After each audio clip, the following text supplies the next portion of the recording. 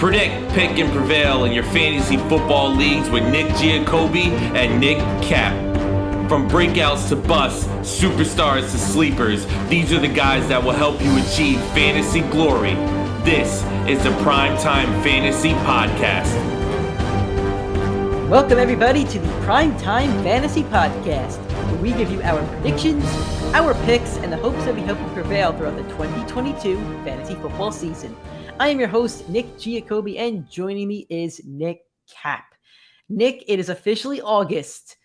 That means we officially have football this week. Crazy. I'm so excited. I know I said it every episode. But what's the Hall of Fame game? Is it Jags Raiders or something? It's some nonsense game. But I'll take any football at this point. So let's take it. Let's look it up. I'm just curious. Bad radio. I'm just curious at all. It is Raiders Jaguars. Thursday night. It's August 4th. Really excited for it. Really excited for the season. We're a couple weeks away. And that means the fantasy content's really going to ramp up for us, I should say. These next 2 weeks are going to be a lot of fun because we're going to give you rankings. We're going to give you our rankings for quarterbacks, tight ends, wide receivers, and running backs. We're going to give you our top 12 tight ends today. We were going to do quarterbacks, but we're recording on Sunday night. It's Sunday, July 31st. Had to look at my calendar there. So today we're going to go through our tight end rankings. We're going to do quarterbacks, but the Deshaun Watson ruling could come tomorrow before we record our next episode. So we're going to do tight ends today. We'll give you our quarterback rankings on Friday, top 12 for tight ends, top 12 quarterbacks. And then we're going to give you our top 24 wide receivers and our top 24 running backs next week on Monday and Friday. Then after that, when I come back from New York, we're going to have a lot of fun with a lot of content coming up. Draft season is officially upon us. I have my dynasty draft on Friday. Super pumped for that. So yeah, we're excited for all of it. And we also have some news to get over with you guys this week about Julio Jones, Chris Carson, some injuries that we got to talk about with some of these players. So before we get into that, if this is your first time listening, thank you so much. You could find us on iTunes, Spotify, Stitcher, Anchor, basically anywhere where you could find a podcast, you could find the Primetime Fantasy Podcast. If you're on Spotify or Apple Podcasts, please give us a 5-star rating and a review. It really does help us out a lot, even if it takes you 10 seconds. We appreciate it. If you're watching us on YouTube and looking at our handsome mugs and the nice graphics that Nick does provide and puts a lot of work into, thank you so much. Please drop a like, a comment, a subscribe. We appreciate that. If you want to follow us on social media, and please do, the Instagram, TikTok, and Twitter are PrimeTimeFFPod. Facebook and YouTube is PrimeTime Fantasy Podcast. First order of business, Julio Jones signed a 1-year contract with the Tampa Bay Buccaneers. Tom Brady has a new weapon. It's a 1-year contract. I think it's like $6 to $8 million. I think Julio's like 35 years old or something like that. Did not have a phenomenal season last year, but new team, change of scenery. Nick, what are your thoughts on this signing for the Bucs? How does this affect the fantasy landscape for that team? So Julio, we thought he would be, or some people thought he'd be an impactful player in Tennessee. The last couple of years in Atlanta weren't that good. Last year, for fantasy purposes, was awful. He was a 6th round draft pick, maybe a 5th round draft pick. And he missed 7 games on the season, averaged 8 points per game. For me, he's going to be the 3rd, maybe 4th option on this team. He's not going to be the biggest red zone threat. Where he got his chunk of change was in between the 20s. So he was getting a ton of yardage, and the biggest seasons of his career, he was executing in the end zone. I don't see that happening. I don't think you're going to get that dominant Julio that you think you might get later in the draft. Is it worth taking a flyer on him? Absolutely. But I do think you're drafting on name value alone. I think you're clearly going to have Evans above him in the rotation and Godwin above him in the rotation. Julio is not a slot receiver. He's going to be on the opposite side of Mike Evans, and Mike Evans will always be the preference for Brady. So Julio, by the end of the season, I think you get 50 catches, maybe 600 yards, 6 touchdowns, and that's not good enough to play on a weekly basis in fantasy. You could take the flyer, maybe flex him based on the matchup, but I think he's going to be a big question mark, just as he was the past few seasons. I think a lot of people are going to see that name in the 10th, 11th round and say, I want that guy, but he doesn't have that upside that Julio once did. I don't think he hits 1,000 yards. I don't think he has the monster season you need So for me, I'm not touching him. I don't want to risk it. I don't want to take the flyer on him. I'll take a fly on Julio in the later rounds purely because of Tom Brady. He's losing Rob Gronkowski until Gronk decides he wants to come back. So I'm not sure he's 100% done. But for the time being, he's going to have Julio instead of Rob Gronkowski. Chris Godwin is maybe going to be ready for week 1. We don't know that. We're hopeful, but we don't know that. And even if he is ready for week 1, what's his playability? How many weeks does it take him to return to full form? It might take him 4 weeks. So I really like Julio in like the first 4 weeks of the season. I'm going to look at the Bucs schedule real quick. I'm just curious to who they're playing. That's preseason. So their opening game is September 11th against the Cowboys. I think they had a pretty bad defense last year. Saints, that's a tough one. Packers, okay. And the Chiefs. Chiefs are really bad against wide receivers. Then the Falcons, Steelers. So I see games against the Chiefs, the Falcons, the Cowboys. I think those are really playable games for Julio Jones. Even against the Saints, he's played against the Saints his entire career, basically with the Falcons, besides those Titans games. So I think he's really playable. I think he can develop some rapport with Tom Brady. He's another weapon. And let's look at Antonio Brown for a second. I know they're totally different players, but they're still both superstar wide receivers that were probably out of their prime when they played with Tom Brady. But Antonio Brown, 8 games played in 2020. He joined the team late, 483 yards, 4 touchdowns. Last year, 7 games, 554 yards, 4 touchdowns. Those are basically half seasons. You double those stats, you're looking at Antonio Brown scoring about 1,000 yards and 8 touchdowns. I don't think Julio's going to get 1,000 yards and 8, 9 touchdowns, but I think, like you said, maybe 600 yards, 6 touchdowns is right on the money. I think that's a good flex play. I think when you have a roster of 20, I think he's very rosterable on a Tom Brady offense. If he was on any other team, I think I'd say it's a different story. I kind of wish he'd gone to the Packers, but oh well, he's going to be a Buck. So let's move on to Chris Carson. It was announced this week that Chris Carson is retiring from the game of football. He suffered a neck injury last year. I don't think he had surgery or anything like that. I forget, but it was just one of those neck injuries that he probably couldn't play again. And Pete Carroll kind of hinted at it. They drafted Kenneth Walker. I think a lot of us suspected this was coming, and now it's official. So how does this affect the fantasy landscape for the Seattle Seahawks for Chris Carson and the Seahawks running game over there? So I'm looking at the draft right now where running backs are being ranked. Right now, Rashad Penny, the RB28, Kenneth Walker, RB35 off the board. Nothing changes for me. I think Seattle still is going to stick to their roots of running the ball. I think we already put the Chris Carson situation into their ADP. So I'm not too stoked about either one of them jumping up the rankings. If you ask me if a Seattle running back will finish in the top 20, my answer would probably be yes. But if you ask me which one, I wouldn't know. Pete Carroll likes to rotate those running backs. You don't know what he's going to do on a weekly basis. If I asked who the safer bet was, I'd go with Penny because he finished the year pretty hot last year. They're going to get a ton of workload in that Seattle backfield anyways with Pete. There's not going to be a lot of trust in Geno Smith or Drew Lock. We know Pete Carroll hates when an interception is thrown. As the resident Seahawks fan, Nick, I know you've watched Pete Carroll run the ball on 3 straight downs after a pick. That's exactly what you're going to watch this year.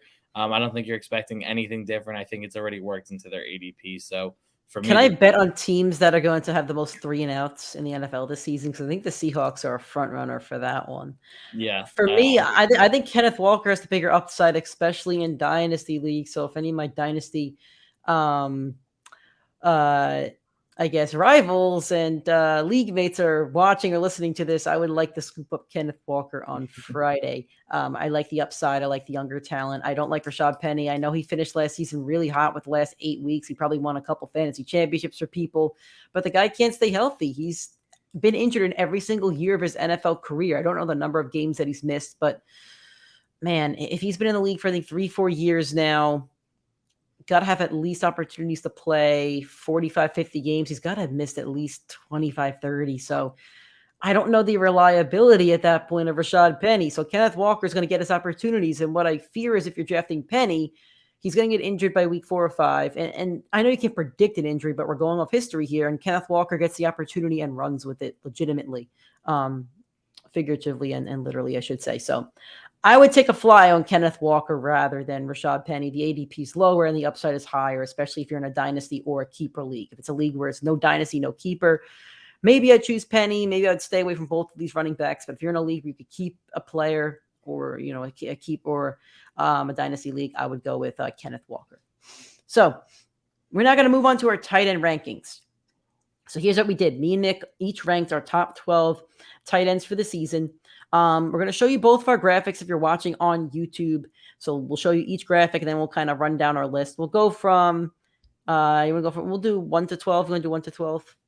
Yeah. Start at the top. So we'll start at the top and go from 1 to 12. And then we'll show the graphics at the end. I'll bring them in and out. We're going to post on our social media feeds as well if you're listening to the audio. So yeah, and kind of how we did this is how we think the season's going to kind of lay out. So I'll put your graphic up first, Nick. So Nick has Travis Kelce ranked first. He doesn't have that ranked first due to previous ranking. He thinks Travis Kelce is going to finish the 2021 season as your best tight end. That's kind of how we're doing this. So the thinking is that Kelce should be your first tight end drafted off the board. So Nick, don't read off your entire list for those listening on audio. They don't get the spoilers, but talk a little bit about your list, how you kind of formed it, if there were tough decisions, anything. Just give us a quick overview before we actually get into both of our lists. So usually when I'm making rankings, I go off a couple things. I look at ESPN ADP. I look at their last year finish. I look at players that have moved around on their team, if they got a QB upgrade, if they got a QB downgrade. And I look at Fantasy Pros. I look at what their tiers are to kind of see where they see a big jump in player and level of talent. And then I try and concise it down and say, okay, that makes sense to me. That doesn't make sense based on those rankings. So not to give too much away, I think the top 4 in a lot of leagues, the top 5 is very standard in different orders. And then from there on out, it's pretty much who you think is going to be a flyer, who will have that higher upside, who has that lower upside, who has a safe floor. Because after you get past like the tight end 6, usually it's a 10-point per game type of guy. So you're not really, you're not winning your fantasy games off of those players, but you are staying in the running. You're being consistent. You're hoping to keep up with your opponent. So that's kind of where I went with my list. And there was one guy a little later on where I said this guy is way too low based off the talent and his situation. I'll talk about him when we get there. But that's pretty much how I formed my list. All right. How I form my list that I do have up on the screen right now, I really looked at players that were moving throughout the league. 1, 2, 3, 4, 5. I mean, the top 5 tight ends on my list at least had a player either join or leave that's going to affect their situation. I mean, 7 and 9 too as well, and even 10. So a lot of these tight ends really had a player that's going to leave or that left or join the team that's really going to positively or negatively affect their fantasy football season. So that's kind of how I decided to make my list. So without further ado, Nick, I did already say Kelce. We both have Kelce at number 1. So I'm on your list now. So let's talk about Kelce. I'll let you go first. Why do you think Kelce finishes number 1? He was the tight end 2 last year. Besides that, I think he's been the tight end 1 for the past 3 or 4 years in fantasy. Yeah, last year he was in full PPR. He's averaging 16.5 points per game, missed a game. He's typically a very healthy player. He's a very consistent player. He has been for the better part of the last decade. Travis Kelce is one of the most reliable tight ends year over year. If you drafted Travis Kelce any of the last 4 years, you would have been very happy on how he executed since he had Patrick Mahomes. And now the debatable wide receiver 1A with tight end 1A in Tyreek Hill is gone. So therefore, for me, Kelce gets an uptick in targets, in receptions, in touchdowns. Everything is pointing up for Kelce. He finished as the tight end 2 last year, only behind Andrews. And we'll go into Andrews a little bit later. But I think Travis Kelce clearly has the bigger ceiling. He has the highest floor for any tight end in football. He's the most reliable pick at the position. And pretty much if you own Travis Kelce in leagues, you typically win or are competing every single week. You have a lot of fantasy points per game. I said it in a previous episode. If it were up to me, I would take Travis Kelce at the turn of the first round. I'd comfortably, knowing that you're getting 16 plus points per game from your tight end. I agree with you with everything that you said. He's also my tight end 1 on the season for all the reasons you stated. I'd take him over a bunch of receivers in the second round, like Debo and Tyreek Hill and CD Lamb. I'd also take him over a bunch of running backs. I'd take him over Aaron Jones and Leonard Fournette and Kamara, who may get suspended. Because I don't see a lot of downside to him as long as Mahomes is playing. He's going to get all the red zone targets. They like to use him at the goal line as well. They're not going to do the Tyreek shuffle. They don't have a receiver that's going to step up like Tyreek did. So I think he's going to get more targets. You said everything that I could say. So let's go to your number 2, because this is where we do differ with our 2 and 3. So you have George Kittle at 2. Why did you decide to put Kittle above guys like Mark Andrews, Waller, and a couple others? So for me, like you said earlier, you did your positions based on who's leaving, who's coming in. To me, Trey Lance is a clear and obvious upgrade over Jimmy Garoppolo. Garoppolo might win games, but Trey Lance is going to give you big numbers. He has a big arm talent. You saw the connection very early in the season when Garoppolo missed a few games.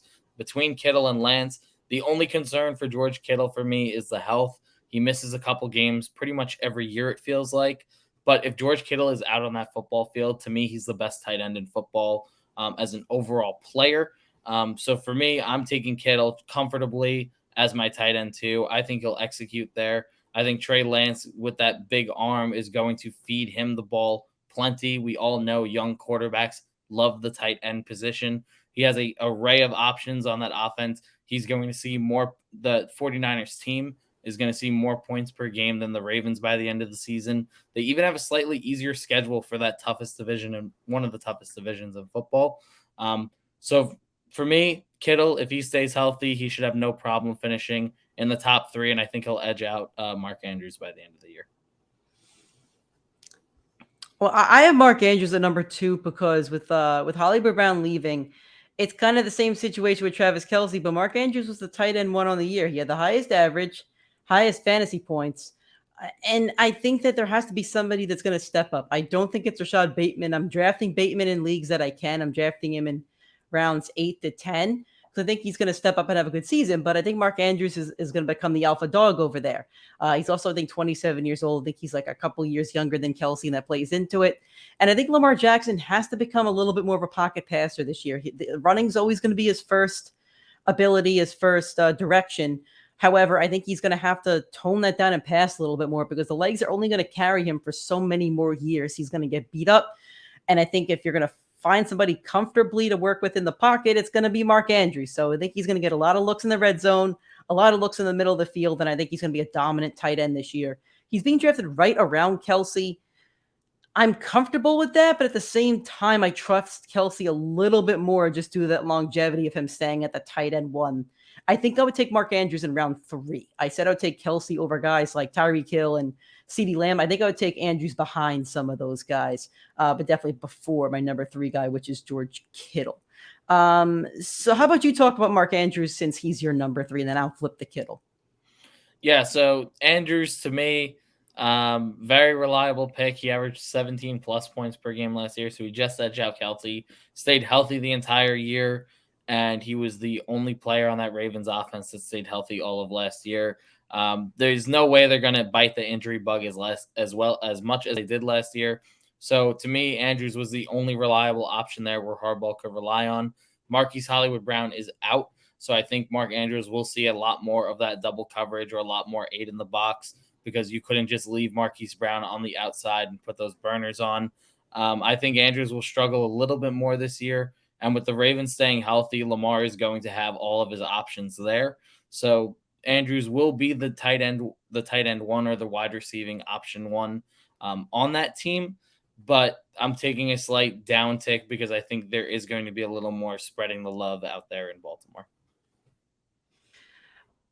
So for me, for Kittle, I liked what you said. The quarterback change worries me a tiny bit because I don't think we've seen enough of Trey Lance. I know he also does like to run the ball, so I think that'll take a couple red zone opportunities away from Kittle. And Kyle Shanahan as a play caller in the red zone also worries me. You never know what he's going to do. I know Deebo Samuel just signed his giant contract and he doesn't want to be used as a runner, but they could still use Deebo at the goal line, little shuffle passes and stuff. They like throwing it to a fullback or running a fullback. So I don't know how many red zone looks Kittle gets. He finished great last year. He was 4th in fantasy points and 4th in average. I think he's right there at number 3 or 4 this year again. But I don't have the same safety that I do with Mark Andrews and Kelsey, knowing that they're going to get both the red zone targets and be the number 1 passing option on that team. Whereas San Francisco, I feel like you're playing a card game at that point and you're hoping for the best. You're hoping you're on a roulette board and you roll red. And I think you're going to roll black at least 30% of the time, 35% of the time, and not get what you're hoping for out of Kittle in terms of big money games and big money points because of that. Number 4, we both have Darren Waller at number 4. Why did you decide to place Waller there? To me, Waller's one of the most talented tight ends in the league. It's very simple. He's extremely talented. He has been the past few years. He's extremely agile. He's extremely quick for a tight end. He's not much of a blocker, so they usually don't run him like at a pure tight end position. They play him in the slot a lot. He has Josh McDaniels there now, who has always favored Gronk, and even last year with the 2 tight ends in Jonnu and Hunter Henry when they were out there, he was targeting them both heavily. There's one tight end option here that's reliable. It's Darren Waller. That Raiders offense is going to be steamrolling those lower level teams, and they'll be struggling with those higher end teams. I think you'll see a little more inconsistency from Darren Waller than you will those top 3 that we both have in Kelsey, Andrews, and Kittle. So he's just a slight downtick for me because I don't think he has as safe of a floor as those other 3. But that Raiders offense is putting up points. Darren Waller is putting up fantasy points. I don't think much more needs to be said about him. I think if Derek Carr has the season that a lot of us are hoping for him to have, and I'm giving him a lot of the benefit of the doubt. I'm giving him the fact that, the new head coach and the new system, Devontae Adams, like he's got everything now. I'm giving him the benefit of the doubt. If Derek Carr has the season that like Matt Ryan had a couple of years ago, or Mahomes has had, and, if he has almost an MVP season, if he's top 5 in yards and touchdowns and stuff, then Waller's going to get his. Waller's going to get close to 1,000 yards. He's going to get 8 touchdowns. But it relies on Derek Carr, and I'm betting on Derek Carr to use him as a safety blanket and to use him as a touchdown machine. His touchdown numbers were low last year. I think he only had 2. We need to see an uptick on that as a tight end. So I'm counting on Derek Carr here, and that's why I do have him so high. Devontae Adams could become the target machine on that offense, and it could leave Waller a little bit as the odd man out. Hunter Renfrow is in the same situation. That's why he's being drafted in like rounds 9 or 10, whereas if there's no Devontae Adams there, Hunter Renfrow was the wide receiver 17 last year. So we got to see where this kind of shakes out with Waller. This is where things start to differ for us, Nick. So you have number 5, Kyle Pitts. I have Pitts a little bit lower than you do. Why do you have Pitts at 5? So we were both pretty low on Kyle Pitts compared to where everybody else in the industry has him. For me, though, I'm relying a lot more on the talent. Kyle Pitts, he only had 1 touchdown last year, and it was out in the UK. It wasn't even in the US. He has Mariota at quarterback. It's a big question mark. But for the same reason that I liked Travis Kelce is the same reason I like Kyle Pitts. He's the most reliable option on the team. He is the safest option on that team. Mariota in that offense is going to thrive and ride or die only on Kyle Pitts. There's no other real option outside of Drake London, who's a rookie, and Cordarrelle Patterson, who anyone that listened last year knows I hate. So for me, Pitts, he had 176 points per game last year. That was good enough for 10 points per game. Finish as the tight end 6 on the season. I think he finishes just a little bit better this year. He stayed healthy. So if he stays healthy, asking four receptions for 60 yards a game, puts up the same exact stat line that he did last year, and he just needs a couple touchdowns to elevate him a little bit more. So for me, if Pitts just follows exactly what he did last year, he'll finish exactly where he did, he'll finish this year where he did last year. For me, the biggest change for these tight ends it's in terms of leaving and other players around him. the shift of Amari Cooper getting traded. Everybody's all in on CeeDee Lamb being a target machine, going to be the alpha dog, yada, yada, yada. The biggest beneficiary of that trade is going to be Dalton Schultz. Last year, Dalton Schultz was third in fantasy points and fifth in terms of average fantasy points among tight ends. I think those numbers stay right there or go up this year. There's no reason why it shouldn't. There's more targets to go around. There's more red zone looks to go around. I think he had 8 touchdowns last year.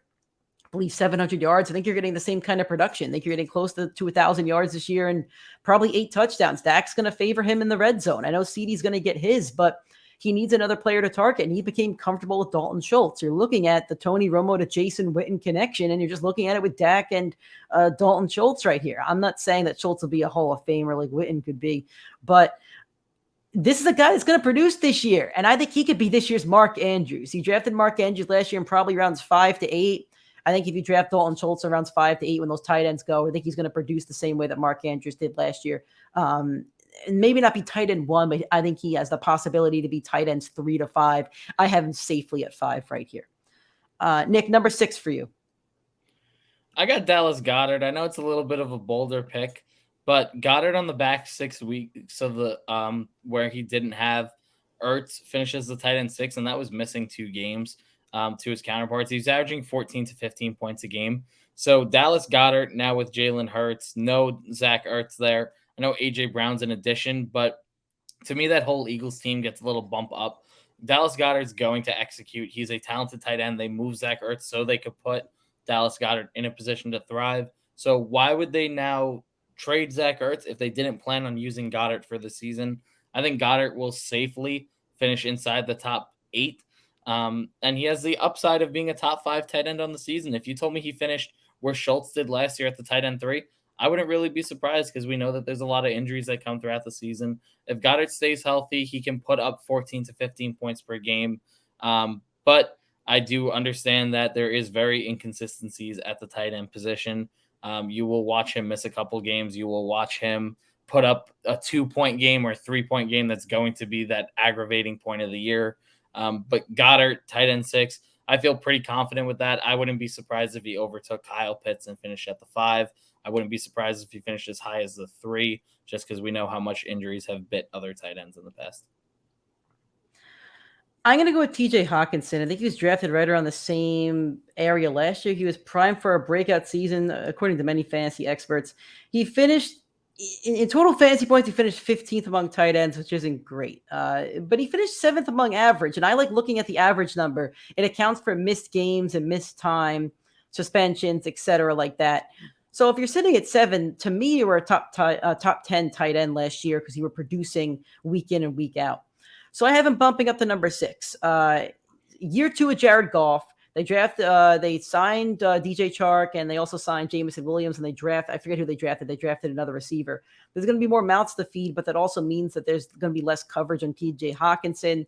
I think Matt Rule's building something over there. I don't think Jared Goff is the quarterback of the future, but I think he's building every piece around him. I think DeAndre Swift is going to have a great year. And when they do get a quarterback in the next year or two, I know the quarterback draft I think is really favorable next year. I think Hawkinson could have an even better career at that point. But I'm going to put him at 6. I think he's a guy you could take on those rounds 6 to 8 if you're missing out on Dalton Schultz or Kyle Pitts or some of these other guys that we have on our list. I think he's a guy that you could take and trust on a week-to-week basis, but also have a backup that you could play to play the matchup game, which is really fun to do with tight ends. So number 7, Nick, you have Dalton Schultz here, and he was one of your guys last year. Yeah, he was one of my guys. I'm still confident in him. I think 7 is a fine finish at the tight end position, but once again, stayed healthy all year, had no tight end competition, was thriving in the red zone. He was having a couple multi-touchdown games. Is he going to do that again? I don't think so, because I don't think the Cowboys are putting up 40 points per game. I don't think Trayvon Diggs is getting double-digit interceptions, giving him good field position again. I think last year was a little bit of an outlier for Dallas. I think everything went really, really well during the season. Things fell into place a little too perfectly for them with the loss of Amari Cooper, with the defense having natural regression and turnovers. I can't see Dallas as an overall team putting up the same numbers they did. So everybody gets a step back, including Dalton Schultz. I think he'll finish right around that 10 to 12 points per game, which puts him right at that 6, 7, 8 position that it would have last year. For me, I have Kyle Pitts. You're a little bit higher on Pitts than I am. And I think Matt Ryan leaving is a big question mark for this Falcons team because I don't know who's playing quarterback for them. And I just don't think you could just throw the ball and he's going to catch it. I know he's a generational talent. I know he's a great talent. I'm not debating that. But you need somebody who's going to throw him the ball to get those stats. He only had did he have one touchdown last year? Yeah, one touchdown. He only had one touchdown last year. So, you need touchdowns as a tight end. You got to become a red zone threat. You're a big body. And he didn't catch enough touchdowns last year. So I feel like his yards could end up going down and his touchdown number should go up. He could only go up from 1, but who knows if it's 5, 3. I don't know what the number is going to be. If you told me the quarterback was Matt Ryan again, I'd put Kyle Pitts probably at 5 or 6 because I really do love Schultz. I'd probably bump him up to 6, but I am not confident in Mariota or Desmond Ritter. So I'm going to have to put Kyle Pitts at 7 just on talent alone. I hate the rest of that situation. I hate that they don't have a number 1 wide receiver. Ridley's out due to gambling suspensions. And I forget who the number 1 wide receiver is at the moment. And the running backs aren't great either. Cordell Patterson, they don't have enough to get excited about or anything for me to kind of lean on. So I'm putting Pitts at 7. Number 8, Nick, you got TJ Hawkinson. To me, that Detroit Lions team, I know not a lot of people like them. They have a ton of talent now. DeAndre Swift, Jamal Williams, that's the dual-headed running backs that they had last year. But Amon-Ra stepped up at the end of last year, and TJ Hawkinson took a back seat.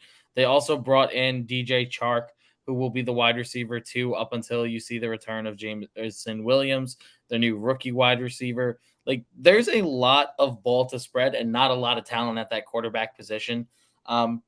Jared Goff hasn't delivered a good tight end season, I feel like, ever in his career, even with the Rams with Sean McVay as his offensive mind. I love Dan Campbell more than most people, but is Dan Campbell going to get the best out of Jared Goff for his tight end room? No. So kind of like how you have Kyle Pitts at 7 just based off of sheer talent. That's exactly where I am, except I think the Lions have a lot more to get excited about, and I don't think he's going to see the ball as much as he has over the last 3 years, 2 of those years with Stafford. I think it looks a little bit worse than it did last year, and last year was extremely inconsistent, and anyone that drafted Hawkinson probably would have been disappointed with where he turned out at the end of last year. I think you'll see the same thing this year. For me, I have Dawson Knox, and Dawson Knox is a bit of an outlier because he scored 9 touchdowns last year, which is a pretty absurd number for a tight end. I don't think he's going to score 9. His yards are just about 500. He's going to need to have about another 100 yards to kind of offset the loss of touchdowns. I think he's going to have closer to 6 or 7 this year, but Josh Allen loves him in the red zone, and you can't really duplicate that kind of chemistry. I know everybody's in on the Gabriel Davis breakout year after 3 touchdowns in the AFC divisional round game, almost a championship because it felt like a championship game. I was all in on Gabriel Davis last year. I think he's really talented, but Dawson Knox is a different offensive weapon for Josh Allen. He's a bigger body. He's a red zone target where Gabriel Davis is probably more of a possession receiver. He could also get on over the top. So different kinds of talent over there. I have him at 8 because he's with these other tight ends that I have here, like Gesicki, Hawkinson, Goddard. You're just taking a chance. And if you want to bet on a team that's going to score a lot of points and get in the red zone a lot, it's going to be the Buffalo Bills. And that's why I think that Dawson Knox is a safer choice than some of these other guys. Like Pitts is right above him, but Pitts isn't going to see a lot of red zone opportunities where the Bills are probably putting up close to 40 points a game. Dawson Knox will have 2 or 3 opportunities every single game to score a touchdown. So that really does increase his opportunities as a fantasy player. Nick, number 9 for you is Logan Thomas. I don't have Logan Thomas on my list. I thought about it, but I did not put him on. Sell me on Logan Thomas since he's not on my list. Logan Thomas is currently being drafted as the tight end 19 off the board. That is absolutely ridiculous. Ron Rivera and Carson Wentz succeeded in their careers when they both used their tight ends. There's no way that they don't recognize that in camp. Logan Thomas had health issues last year, but 2 years ago, he was an absolute monster and a steal in the later rounds of the draft. I think he does the same thing again. I think Carson Wentz needs those tight ends to thrive. You saw it back in Philadelphia where he was using Ertz and Goddard Ron Rivera, when he was back in Carolina, you saw him using Greg Olsen a lot. Like that's exactly where both of those guys have thrived. It's the connection they're going to see during the year at some point. Logan Thomas stays healthy. Easy 10 points per game, and 10 points per game is good enough for a top 10 tight end in fantasy. Carson Wentz. Carson Wentz. I just can't do Carson Wentz, and the Indy tight ends didn't have phenomenal seasons last year. Hey, I would agree, but guess what? We both have Jared Goff and TJ Hawkinson higher. But I like the Lions. I don't like love the the Lions. Commanders. I don't like the Detroit Commanders. Yeah. Number 9 for me is Mike Gesicki, who had a really funny fantasy year last year. I think he had 2 goose eggs, one on week 1 and that was dropped by everybody. And then he went out the next week. I think he had like 100 yards and a touchdown or something. Tua's still in year 2. He's still going to favor the tight end as a rookie and, 2 or 3 year quarterback does. And Tua's got more weapons over there now. He has Tyreek Hill. He has Jalen Waddle, and he has Gesicki.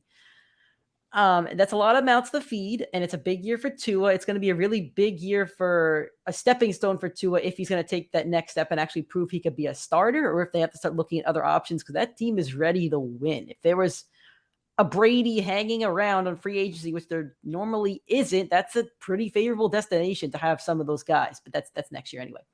I like Gesicki in 9 because, like I said, he's in that same conversation as Knox, Pitts, etc., Hawkinson. Take a fly on him. He'll get red zone looks from Tua. He's going to be the 3rd option on that team probably, but he'll be open in the middle of the field because the corner is going to take the receivers. You can't double. I know the safeties and linebackers will be looking at Gesicki, but I think he'll be a safety blanket for Tua. I think he'll get some red zone looks. I think he'll have 4 to 6 touchdowns. I think he'll have a couple 100 yards. I think he's a guy who could plug and play based off matchups, and that's where we're getting at. My next 4 or 5 picks are see if you get 2 of them and plug and play them to see how your matchups look on a week-to-week basis. Number 10, Nick, Zach Ertz, another guy who is not on my list. Zach Ertz was really, really, really good in Arizona on the back half of the season. I think he'll fit in extremely well. I think the loss of D-Hop for the first 6 games will not affect Zach Ertz because they brought in Marquise Brown. I think Ertz will be very consistent throughout the year. I think he's one of the more reliable options in getting those 10 points that you really need from these later tight ends. But the fact is Cliff Kingsbury is unpredictable.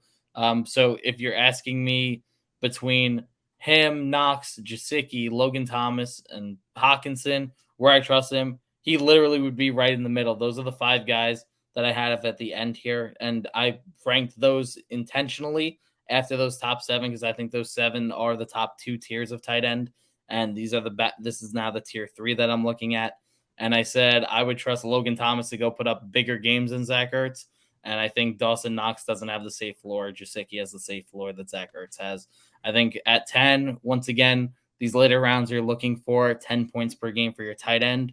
Zach Ertz comfortably did that at the back half of last year. I think he can easily do that again this year and give you that consistent path to, finishing in the top 10 just barely.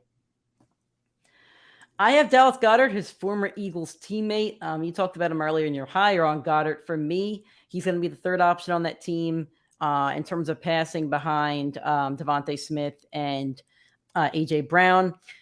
And the thing for me is I know Hurts is going to rely on Goddard a lot. Like I said, the quarterbacks in those first 2 or 3 years do rely on their tight ends a lot. So I think he's going to rely on him as a safety blanket, kind of like Tua does. But that's why I have him grouped with Mike Gesicki, because they're both going to be safety blankets rather than the 1st or 2nd option. So I call this like my safety blanket class of tight ends at this point. So I think he's a guy. It sounds bad because I'm kind of saying the same thing, but I think you take a fly on any of these guys and kind of hope for the best. The reason why I have him lower than Gesicki, though, is I think Hurts is going to do a lot more running than Tua and Josh Allen. So there's going to be more rushing opportunities for Jalen Hurts. I didn't say Hurts. I'm sorry. Jalen Hurts is going to have more rushing opportunities rather than Tua or Josh Allen. So I think it's going to take away from Goddard's red zone opportunities. So I think his touchdown numbers and yardage numbers will be behind Gesicki and Knox. So that's why I have him at number 10. But same situation where he's a safety blanket for a young quarterback. Number 11, Nick, you have Dawson Knox. I got to tell you, the one thing that I'm really trying not to struggle with this year is fixating too much on the loss of Brian Dable for the Bills. but I can't help it. Dable said if it's 2nd down and 1, I don't run the ball and get a 1st down. I go for a 40-yard pass because I know my guys are getting it on 3rd down. Like, Dable's the epitome of go give Josh Allen the ball, go throw the ball, go get the ball downfield. And that's He's what the the team opposite is of Pete built. Carroll, basically. Let's just run Carson Exactly. 4 And times. unfortunately with Sean McDermott and that defensive mind, I don't know how much you're going to see the Bills say, let's go put up 40 points per game. That's what Brian Dable's mindset was going into every game. And I don't know. But it worked. It worked on every game for Pat Mahomes. Exactly. But you know where they struggled? They struggled in those games against the teams where the quarterback and the offense can put up just as many points as them. I think you see a redefined Bills team this year where they look to manage the clock more than put 40 points on the board. So Knox, he really is meant to be a safety blanket and a touchdown guy. That's what you look for in these tight ends. And rather than that Dable mindset where it was, let's go have Gabe Davis, Emmanuel Sanders, and Stephon Diggs on the field, 3 guys that can absolutely burn you, that are deep threats, 20 to 40-yard reception players. They let Emmanuel Sanders walk, and they brought in Jamison Crowder, who is really like the epitome of a safety blanket of a slot receiver. He's kind of like a worse Wes Welker. So I think they're going to play a lot more conservative football this year in the hopes that will bring them to that championship glory. And to me, that means touchdowns go down, targets towards the tight end go down, running the ball goes up. So to me, Knox, he's a good play. He's a good flyer week to week. He's a good waiver player. But if you're asking me if I want to lock him into my tight end position for the entire season, I'm going to tell you there's no chance I would do it. All right. Number 11 for me is Pat Freiermuth. He's going to be playing with either Mitch Trubisky or is it Kenny Pickett? I think it's Pickett. Yeah. Mitch is not a rookie, but he's new on the team, and Pickett is a rookie. Same situation. And Freiermuth had a pretty successful rookie campaign. 13th in fantasy points among tight ends. Average is not great, though. Average was 17. But I think he could get that up to 11, which is where I have him pinned up here. I want to take him over guys like Zach Ertz. I want to take him over Logan Thomas that you had spoken about. I'm sold on Deontay Johnson. He's a target machine. He's going to get a lot of targets. He's going to catch a lot of balls. I'm not sold on Claypool, though. I'm not sure anybody's sold on Claypool at the moment. He's one of the guys I really don't want to touch right now. I think Pat Freiermuth could become the 2nd or 3rd receiving option if you throw Najee Harris in there. I think he could be like a lot of these other guys, safety blanket and red zone. It's basically the same thing I'm saying for a lot of these guys, safety blanket and red zone. If you don't want to spend your picks on Knox, Gesicki, or Goddard, or even if you do, take Freiermuth as a backup because I think he has a lot of upside. If you're in a dynasty league, he's more valuable. Same with the keeper leagues. If the Steelers can fix their quarterback situation by next season, he's going to have a lot more targets. He's going to be in a better situation. So that's why I have him in there. But these rankings are done one season, not a keeper league. So I'm not accounting for that. All right, Nick, pick 12. Or not. I have Mike Gesicki, someone you're a little bit higher on. To me, I don't trust that Dolphins team. I don't trust Tua yet. I think there's great weapons on the outside, and Gesicki's an inconsistent weapon on the inside. Tua liked targeting Jalen Waddle on the outside last year. I know we have this controversial thing about Devontae Parker from last year. He loved Devontae Parker when he was healthy on the outside of the field. Tua does not love the middle of the field. That 49ers offense, where the new head coach is from, they only used Kittle in the middle of the field. So can Gesicki succeed? Sure, it's very possible. But Gesicki is not built, not even close to George Kittle's talent. I think that offense realizes that quickly. I think they use Tyreek like Debo. I think they use Jalen Waddle like Ayuk on the back half of the year, not the first 5 weeks of the season. So I think that's where the Dolphins succeed on the outside. I don't think it's the middle of the field. That division is extremely packed with linebackers and safeties that will ruin Gesicki's season. So for me, Gesicki, I like him as a player. I like him as a talent. I don't love the situation down there in Miami. I don't love the fit in that offense with that coaching staff. For me, I have everybody's favorite fantasy breakout tight end this year, Cole Kmet. I had to throw him on the list because everybody else is all in on him. But aside from everybody else, Kmet's seen his stats both in touchdowns and yardage raise over his first 2 seasons. He's now starting year 3 with new head coach. And he's going to be the second receiving option, I think, behind Darnell Mooney. They don't have anybody else on that team. Still a second-year quarterback. I'm not sold on Justin Fields, but he needs people that he could trust to throw to.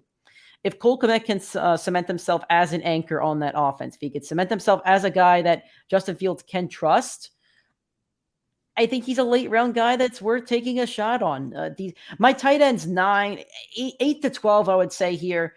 I don't think you can play them on a week-to-week basis because of the position. But I think if you have 2 of them, I think if you pick one off of waivers or you draft 2 of them, you play the matchup. Who's Dawson Knox playing this week? Who's Cole Kmet playing this week? Who's Freiermuth playing this week? Look at the team that isn't very good against tight ends. You'll see the trend start by weeks 3 or 4. Play the tight end with a better matchup. But in terms of who I would select in your draft, I have Cole Kmet at 12. So, because of the reasons that I stated. So, Nick, do you have a 13th that maybe was the odd man out in your Yes. ranking? So it's the one guy. So I pretty much said who's in the top 12 for every other list that I'm way lower on. I did the same thing. It's Pat Freiermuth. A lot of people are taking him in that top 10, top 12. To me, it's not going to happen. There is a lot of talent on that Steelers team. It's the same exact reason that I said about the Lions. You have Deontay Johnson, Chase Claypool, George Pickens, the rookie, Najee Harris, and Pat Freiermuth. And the report today that said, to me, Pat Freiermuth, I'm not trusting you as a top 12 finish, even though I love the talent, is they like Mason Rudolph more than Mitch Trubisky and Kenny Pickett so far in training camp. So, to me, Mike Tomlin, great coach, great mind. Pat Freiermuth, ugly situation out there. It's so tough. And to me, if I have to pick Pat Freiermuth over anybody on this list, I couldn't comfortably say, let me do it. So he's not going to finish to me as the top 12 tight end. I think he's a great streamer and a great guy that you could play based on the matchup because he does present that 2-touchdown, 80-yard game upside. But I just don't think he's going to have the consistency that you need from a tight end position. For me, it was Zach Ertz. I believe Ertz was traded halfway through the season last year to the Cardinals, and he had a good season with the Cardinals. He had 574 yards and 3 touchdowns. That's pretty decent for a tight end. But he's also entering year 11. It's old for a tight end.